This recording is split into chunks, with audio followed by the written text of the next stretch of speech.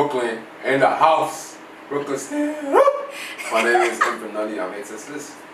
Anyways, I know last week I said I wanted to talk about a TV show, but this case has been filling up my For You and Explore page so much because it is literally causing a racial divide in America. It is the case between 17-year-old Karmelo Anthony and 17-year-old Austin Metcalf and their families, which I'll later go into. Pretty much what it is and where the divide is people are wondering or deciding, choosing for themselves, did 17-year-old Karmelo Anthony act in self-defense when he unalived Austin Metcalf, or was he the aggressor? Now, before I even get into all the details of the case, just in case you're interested, let's have 𝘬𝘀𝘀𝑗𝑗 give you guys a quick snapshot of what happened. So you're putting me on the spot here. Okay, alright. So, two 17-year-old kids down in Texas, they're at a track meet. They get into some kind of verbal confrontation. One kid stabs the other kid, and that kid is pronounced dead on scene. Exactly. That's pretty much. Well, sorry. What I forgot to hand out there was one kid was black and one kid was white. There we go. There you go. That's where the divide is. One kid was black, one kid was white, and great news stories. Great news stories. That's exactly what we need right now. Yeah. More racial tension. Let's go. Last thing we need, but yeah. So just for detail's sake, around April 2nd, around 10 a.m., during a high school track meet at Q Kendall Stadium in Frisco, Texas, Karmelo Anthony and Austin Metcalf from two opposing schools got into an altercation that left Austin dead. Just for information, as you said, one kid is black, one kid is white. Austin, the kid who was unalived, is white, whereas Karmelo is black. Now, apparently, the alleged story is that it started to rain heavily. Karmelo took shelter under the Memorial High School team's tent. Memorial High School is Austin's school. Austin went up to him, asked him to leave the tent as it was designated for his team. The confrontation escalated with different stories saying Karmelo aggressively told him, "Touch me and see what happens," and others saying that Austin was more aggressive and physical. At the peak of their confrontation, allegedly Karmelo reached into his bag and stabbed Austin with a knife, or a cleat sharpener, as some netizens say. Now, while still on the field, Karmelo was arrested and Austin unfortunately lost his life. Witnesses say that Karmelo was emotional and asking if it would be considered self-defense. So just based off of that story alone, what do you think is of this entire situation? Well, I think, and I just want to get this out of the way, I'm not going to comment on anything about the racial matter here, because at the end of the day, a young boy is dead. Yeah, I agree with that. That's what we need to focus on. I hate where we, even when it's not about race, it's about race in America, and that's something that we need to work on. I think we all stop talking about it so much, we'd be able to move on in a better life. But that's just my own opinion. I do think that this era of social media and us receiving information in this manner so frequently, we are kind of desensitized to things, and we start making assumptions and jumping to conclusions based off of what we've seen before and prior. Yeah. And we've gotten used to what the media storm is, because I don't think enough people are just focused on the fact that this kid is dead. Yeah, that's where I'm at. That's how I feel about this case. Because like when I first saw everything, I was like, why is everybody so angry? What's going on in this situation? But then when I read about the case, I was just like, all these people, the main responses to this kid being dead is like, oh, well, if it was switched the other way around. If it was switched the other way around, there's still a kid dead. That's the focus. And I think a lot of people, I don't even think it's intentional, but I think there is like, especially with Karmelo's attorney kind of pushing for this race card because it's the easiest way, in my opinion, if I was a lawyer, to get out of it and say, hey, it's self-defense, is by pushing the race card. But for me personally, I think if it's an altercation, right, and like something happened, I feel like going to use a weapon is extreme. And there's for sure. Yeah, there's a few things I have an issue with this. One, you're at a track meet, right? You're not supposed to have any weapons on the school grounds at all. Well, what about what was potentially could have been a cleat sharpener? So that's the thing that I was very confused about because then it would be supposed to be there. Yeah, right? But Karmelo's wasn't racing. He wasn't racing at all. His sister was racing. He was there to support her. But even so, like, okay, you have... As a kid with ADHD, right? Do I take out my things on Friday after I finish school before Monday? No, that's what I mean there. If I'm on the street, most of my stuff is in there. But I'm still saying, if you guys are having a fight, to just jump to using a weapon. No, that part was ridiculous. Yeah, so for me, I personally feel like, okay, you guys could have decked it out in a fist fight. I agree.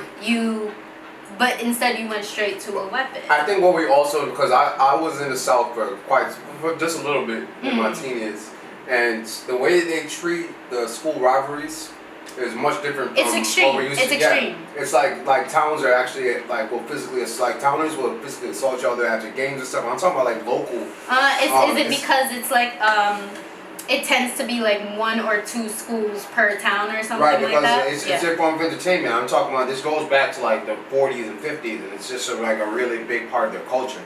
So that could have been it. I do think the racial part of it adds to it as well, because like if you look at their academic and athletic backgrounds, these are 2 really high achievers. Well, I want to take the race out of it because there's black kids on both schools and on both teams. Right. You know, even Austin's friend, I know one of his friends that spoke up is a black kid, and he had a post and everything like, yo, you were really nice, like you helped me, this is not about race. And then I do want to add, because I noticed, it wasn't until recently that I noticed a lot of people saying this, but it was something that was first and foremost on my mind.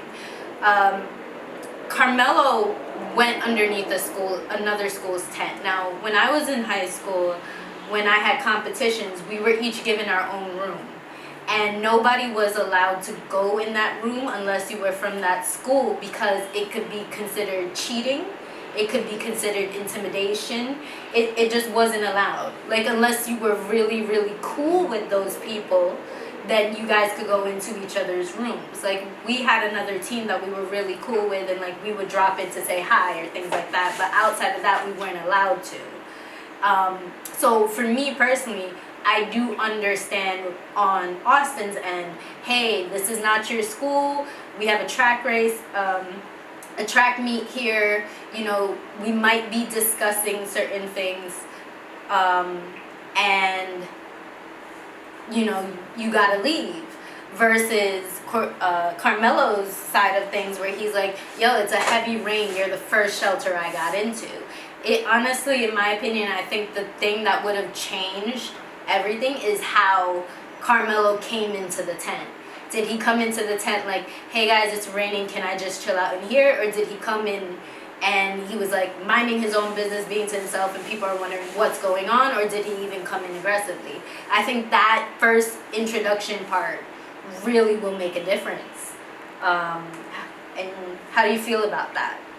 I agree 100%. Unfortunately, we're not going to get any of these details until the trial, I assume, or unless someone is to come out on social media and say anything. But even that, I wouldn't even want, because I want this trial to go. Of course, I want the truth to come out. Yeah. I don't want any outside influences. Back to what I was saying earlier about the small town competitions. These people, like, they might have been in contact with each other quite some times before, because if they're both top achievers, that means that they've been competitive since they're probably, you know, when did most people got to start? I think somewhere in elementary school and middle school, they would be in competition against each other, or training together perhaps.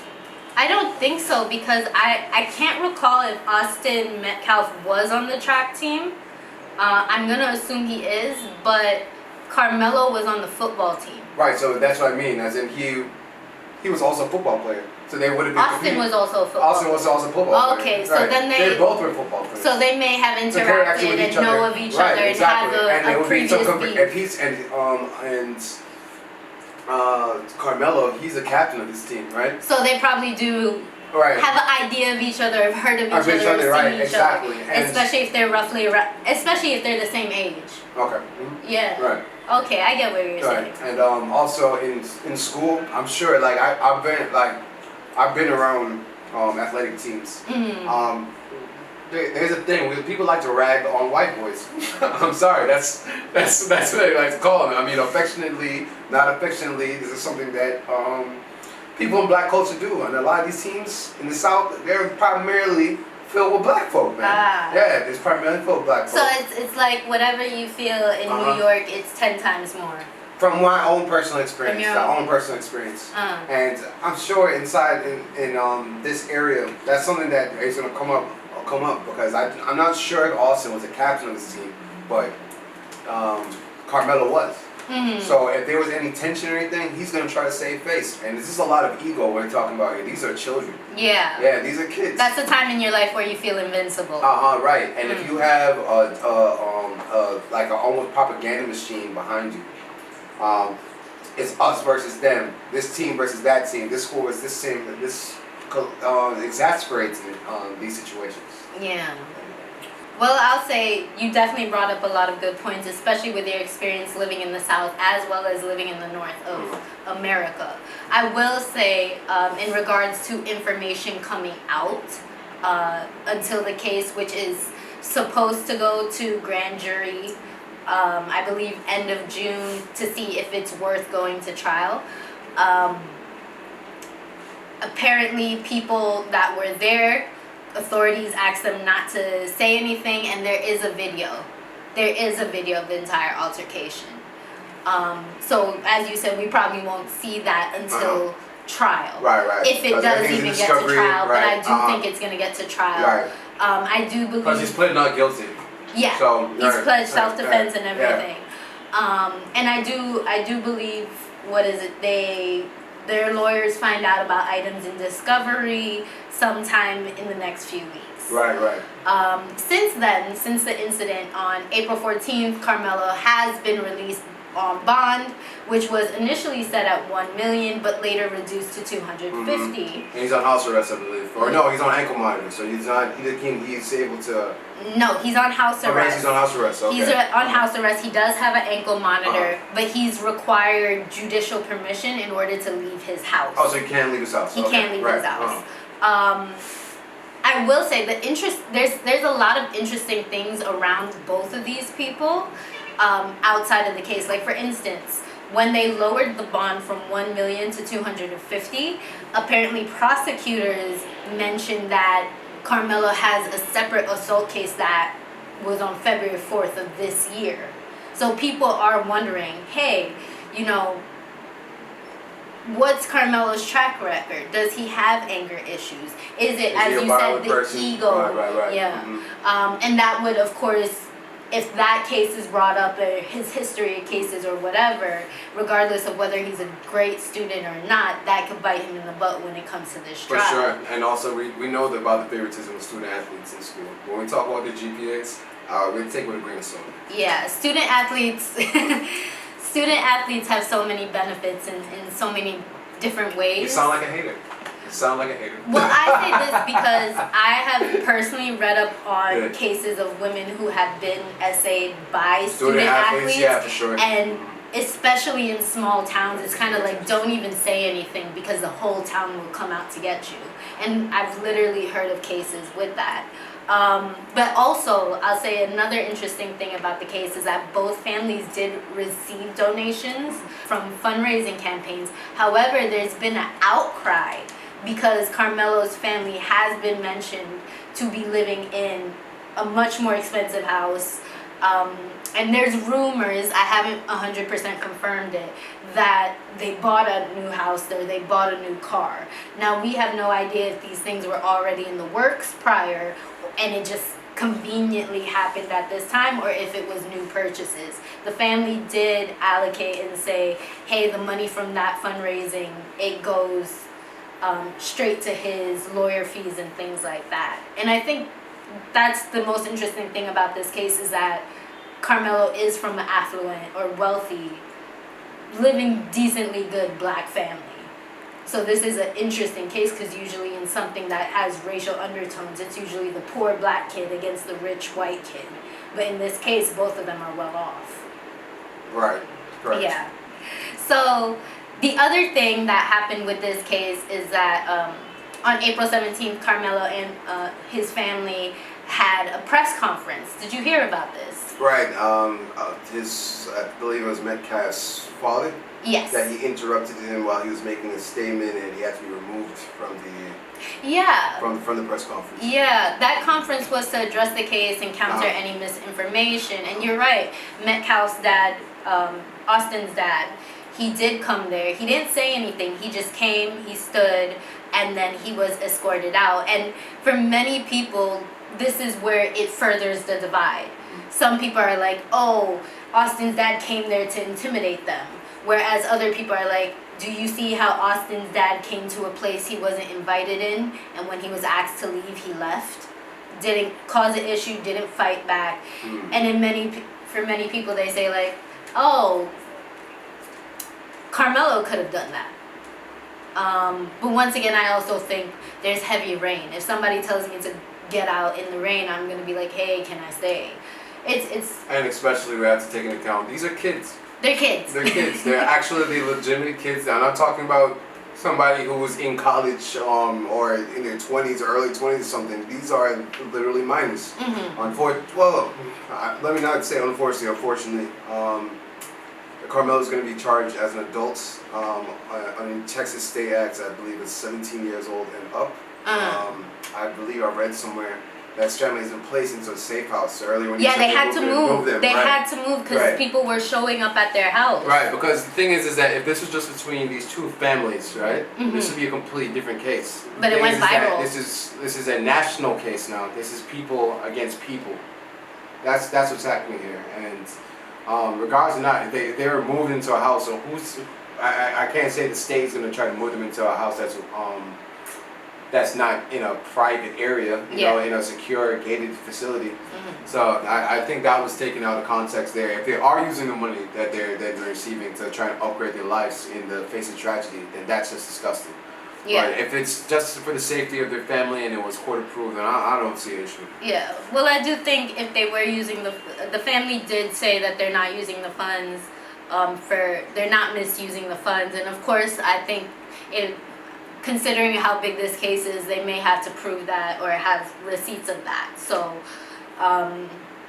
personally, I think the family was already well off. Just based off of looking up the family, they were already well off. So, I don't even think that they necessarily need to use the money. Well, the classical assumption is black family. No.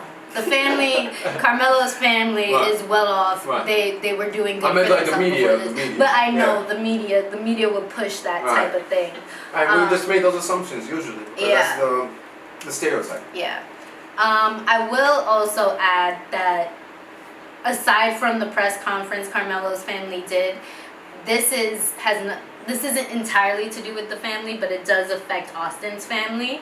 There was also a protest done by Protect White Americans group, or some people call them the Proud Boys, and Austin's father, Jeff Metcalf, publicly denounced them and has made it clear that his focus is on his son and that people are trying to use his child to ignite a race war, and they're what's wrong in America. So, unfortunately, after this, Austin's family was swatted in their home. So I don't know if at some point Austin's family will also have to be put into protection or something. I think they need to be. Yeah. I think they should be. Yeah. But yeah, both families have had swatting attempts on them.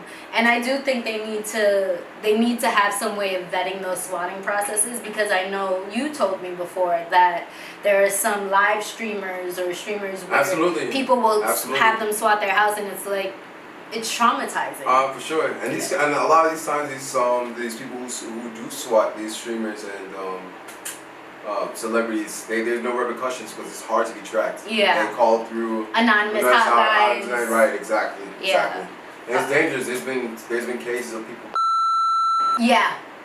Yeah. Oh, people being on the line. Yeah. It's terrifying, and I do feel for both people, especially for Austin's family, because they're also dealing with the grief of losing a child, and unfortunately that child is a twin. Right, most definitely. And I was actually looking it up the other day, like twins who have lost their twin, they go through a very different type of depression than just losing a family member, because for many of them they grew up like, oh, you guys are two peas in a pod, now you're just a pea in a pod, you know. There's no pod. Well, yeah, no now pod. you're just now a pea. And for many of them, they don't know how to move on with their life, and they struggle. They always feel some type of absence, and unfortunately some do unalive themselves as well. But yeah, both families have, well, Austin's family has tried to avoid the racial undertones that is being pushed on them, whereas Karmelo's family, particularly their lawyer, has been pushing it. And as we discussed before, it's probably his best way to get that self-defense through. Now, I do have the full arrest report for it, and I'm bringing it up here, and literally, this is the hard part of this whole thing, is that in the police report, Karmelo himself admits to doing it. And that's why so many people are in this divide, is because Karmelo admitted to unaliving this person. He admitted to stabbing them. He said all these things. But many people feel like, hey, this kid admitted to doing it, and now they're trying to justify why it's okay to unalive somebody else. What do you think of that? I think self-defense is vital for all Americans to have the right to do it. I think in this case, it's two kids at a track meet. They're both young. I don't think it needs to escalate to the use of weapons. I was in plenty of fights growing up. And as much as I would have thought about doing something about it afterwards, in the midst of it, I never thought about trying to mortally wound somebody. Yeah. Hurt. Yeah, sure. Yeah. Never maimed. So even in the case of what he did, mind you, it was only one stab, I believe. No, it was four. It was wasn't four? it? I heard one, and then I also heard four. Like, okay, so I'm not sure. I won't know until like everything is fully out. I do personally think it's one. I think there's a lot of misinformation on the case. A lot. There was another case not too long ago. I can't remember which state it is, but I believe it's somewhere out in the Midwest. And these guys were up at a cabin, like about 20 different people. This guy gets drunk. He is told to leave the party. He's being pushed into his car. He reaches into his glove compartment and he ends up stabbing a guy about 6 times, and he drives off. Right? He's obviously super inebriated, and when he is arrested, he's claimed that he just remembered they stabbed somebody just one time. So I mean, in the heat of the moment, you don't black know. out. Yeah. You don't know for sure. And when you're a kid, you don't get to rationalize things. So he could have felt under pressure, and he reacted this certain way. Like I said, I don't know the details of this case, so I don't want to form any judgment yet. I don't. I want both of them to be innocent. I want both of them to be guilty. It's rough. It's difficult because there's so many different complex for sure, factors. and I don't know. I honestly don't know. I don't want to be one of those people that makes assumptions without any data. That's not what this channel's about. Yeah, I agree 100%. As of right now, though, Karmelo has been expelled. He is under house arrest. He is charged with first-degree murder. However, due to his age, because he is still 17, he's still a minor, he will not face the death penalty or life without parole. I have no idea when his birthday is, but hopefully it's sometime after trial, so that way they don't try to change that. No, he's being charged 17 and up. 17 and up? No, 17 yeah, and up. but because he's still technically a minor, he does not have to face death penalty or life without parole. In the state of Texas? In the state of Texas. Do not know. Because in Texas, right, FYI, in accordance with the Supreme Court rulings, they prohibit death penalty or life without parole for minors. So, as I said, hopefully his birthday is sometime after the trial, because I do think if he turns 18 before the trial, there's possibility of that being pushed to be changed. As I mentioned as well, there are witnesses to this case, mainly stating that the confrontation started when Austin asked Karmelo to leave the Memorial High's team's tent, and which he entered due to the rain. And once again, the rain was heavy. It's not like he was going to stand outside, you know.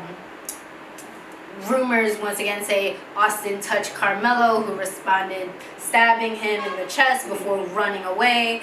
Multiple witnesses saw the entire altercation. Multiple witnesses say it happened within 30 seconds. You know, and that's quick. Right. That's so quick. Austin's twin brother, Hunter, is also a witness, and he was actually the one holding Austin as he passed. So sad. And as a twin, that's probably devastating and traumatizing at the same time. As mentioned before, Karmelo's family is now in an undisclosed location for their safety, and to this day, Karmelo asserts that he acted on self-defense after Austin initiated the confrontation. And then people are, as you said, netizens are wondering about the legitimacy of self-defense, considering it's confirmed that Karmelo was the only one with a weapon. And people are like, can it truly be self-defense if the reaction was too extreme? For sure, it's supposed to be an equal force. Yeah. So, like, many people are saying all Austin did was try to touch his bag or touch his shoulder, and then he got stabbed. Other people, like I said, a lot of misinformation. I do not think this part is true, but some people are putting out rumors there that Austin and his friends were chasing him with a gun. Don't know where that came from, but there is misinformation out there. Yeah. So when it comes to this overall case, what are your final thoughts on it? Where do you think this is going to go? Not just for the case, but also for America in this divide. I don't see it getting any better for America as of right now. This is just another one of those situations where it's us versus them and them versus us. So we all know how it plays out. This is not one of the like a Trayvon Martin case or anything like that. This is what, like George Floyd? That's what it's giving me. I wouldn't even say George Floyd in this case, because this time the black guy's alive. And Austin is never going home. He's never going to college. Well, I mean, his brother is going to miss him eternally, as well as the rest of his family. And as of right now, we don't know the rest of the details, so I won't make any assumptions. I sense healing energy to both of these families. It's a tragic case. Yeah, I look at this situation as two young boys with potential whose lives are forever changed. Absolutely. You know, there's losses on both sides, and it's very clear both families are struggling, and both families want to know exactly what happened between their children. But yeah, I think all these false emergency calls, all the swatting, the harassment, neither family needs that right now. One is dealing with a child that is gone, and the other is dealing with a child that could potentially be gone for a while. You know, so it's difficult. I do think when it comes to America, America is, you know how they call America a melting pot? Yes. It's constantly boiling. It's constantly hot. And I think, like, with what happened at the beginning of this year with the healthcare case, I'm not saying his name because, you know, social media tends to block it, but Mario's brother. Very nice. With what happened with that, everybody's angry, everybody's frustrated. I personally feel like America is at a point where the people are tired, and whatever they can take their anger out on, they will. And it feels like this specific situation is coming out at a time where everybody's so angry and just wants to yell, and they're willing to pick a side even if they haven't looked at all the information. Yeah. For sure. So, I hope both families have time to process instead of constantly having to answer to social media. And we will hear more about this case as it goes. They are expected to go to grand jury at the end of June. So by summer, we should really know what is happening with Karmelo Anthony and what's going to happen with Austin's family as well. Absolutely, and just putting this out there, social media needs to stop becoming armchair jurors every time these viral cases come up. We don't know anything. We are only being told. This is very early in the case, and we only know what we're being told. We have to take into account that somebody is gone and is not coming back, and we treat this case with the justice it deserves. And also, tell your kids to keep their hands to themselves. Yeah. I was always taught don't put hands on nobody unless you're okay with having somebody putting hands on you. Not to say that it justifies anything, but keep your hands to yourself. That's the best way. That way no one won't be able to claim self-defense. Alright? Alright. Okay, guys. So just keep watch over this trial. We'll keep watch over this as well. And we hope you guys have a good day. And whatever information is out there, take your time to learn everything that's going on, or as much of it that is actual facts. Word too. Stay mixed.